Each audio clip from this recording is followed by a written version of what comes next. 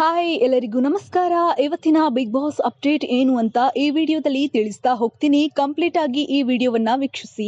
ಹೌದು, ಇದು ಉಗ್ರ ಮಂಜು ಅವರ ಸುದ್ದಿ. ಹೌದು, ಬಿಗ್ ಬಾಸ್ ಮನೆಯಲ್ಲಿ ಮೊದಲ ದಿನದಿಂದಲೂ ಕೂಡ ಸಿಕ್ಕಾಪಟ್ಟೆ ಜಗಳ ಇರಬಹುದು ಅಥವಾ ಸ್ಟ್ರಾಟಜಿ ಇರಬಹುದು, ಎಲ್ಲವನ್ನೂ ಕೂಡ ನಡೆಸಿಕೊಂಡು ಬಂದಿರುವಂತಹ ವ್ಯಕ್ತಿಯಾಗಿದ್ದಾರೆ. ಜೊತೆಗೆ ಗೌತಮಿಯ ಜೊತೆ ಹೆಚ್ಚಾಗಿ ಇವರು ಕಾಣಿಸಿಕೊಳ್ತಾರೆ. ಉಗ್ರ ಮಂಜು ಅವರು ತನ್ನ ರೀತಿಯಾಗಿ ವಿಲನ್ ತರ ಮನೆಯಲ್ಲಿ ಹೇಗಿರಬೇಕು ಅಂತ ಧನರಾಜ್ ಹಾಗೂ ಹನುಮಂತ ಇವರಿಗೆ ಬುದ್ಧಿಯನ್ನ ಹೇಳ್ತಾರೆ.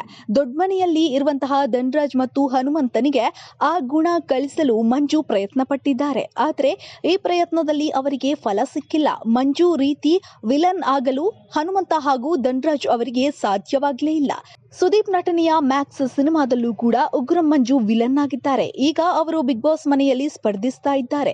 ವಿಲನ್ ರೀತಿ ವರ್ತಿಸುವುದು ಹೇಗೆ ಎಂದು ಅವರು ಧನರಾಜ್ ಮತ್ತು ಹನುಮಂತನಿಗೆ ಹೇಳಿಕೊಟ್ಟಿದ್ದಾರೆ.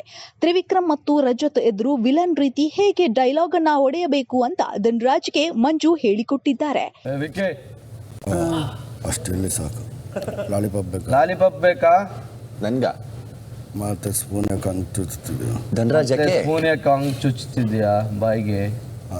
Spoon ಚುಚ್ತಿರೋದಲ್ಲ lollipop ಬೇಕೇನೋ? ನೆಕ್ತಾ ಇರೋದು. ಆರಾಮ್ಸೆ ಇದ್ಬಿಡು. ತಿನ್ಕೊಂಡು ಆರಾಮ್ಸೆ ಇದ್ಬಿಡು. ತ್ರಿವಿಕ್ರಮ್ ಮತ್ತು ರಜತ್ ಆವಾಜ್ ಹಾಕುವಂತೆ ಧನರಾಜ್ ಹಾಗೂ ಹನುಮಂತನಿಗೆ ಉಗ್ರ ಮಂಜು ಸೂಚನೆ ನೀಡಿದ್ದಾರೆ. ರಾ ಲುಕ್ ನಲ್ಲಿ ವಿಕ್ಕಿಯನ್ನ ಗುರಾಯಿಸಿ ವಿಲನ್ಗಳು ಹೆಂಗೆ ಇರಬೇಕು ಅಂತ ಮಂಜು ಹೇಳ್ಕೊಟ್ಬಿಟ್ಟಿದ್ದಾರೆ. ವಿಕ್ಕಿ, ಲಾಲಿಪಾಪ್ ಬೇಕಾ? ಸ್ಪೂನ್ ಯಾಕೋ ಹಂಗೆ ಚುಚ್ತಾ ಇದೆಯಾ? ನಿಂತುಕೊಂಡು ಆರಾಮವಾಗಿ ಇರು, ಹೀಗೆಲ್ಲ ಗುರಾಯಿಸಬೇಡ ಅಂತ ಮಂಜು ಹೇಳಿಕೊಟ್ಟ ಡೈಲಾಗ್ ಅನ್ನ ಧನರಾಜ್ ಹೇಳಿದ್ದಾರೆ. ಇಷ್ಟು ಡೈಲಾಗ್ ಹೇಳಲು ಮಾತ್ರ ಧನರಾಜ್ ಅವರಿಗೆ ಸಾಧ್ಯವಾಯಿತು.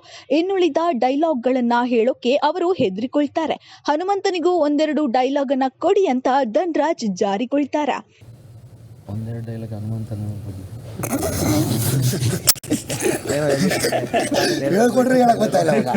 ಒಂದೊಂದು ಡೈಲಾಗ್ 47ವರೆಗೂ ಕೊಡಲ್ಲ, ಒಬ್ಬರಿಗೆ ಕೂಗಿದ್ರೆ ತಮಾಷೆಗೆ ಒಂದೊಂದು ಡೈಲಾಗ್ 47ವರೆಗೂ ಕೊಡು, ಒಂದು ಡೈಲಾಗ್ ನೀವು ಹೇಳಿ ನನಗೆ ಒಬ್ಬರಿಗೆ ಕೂಗಿದ್ರೆ.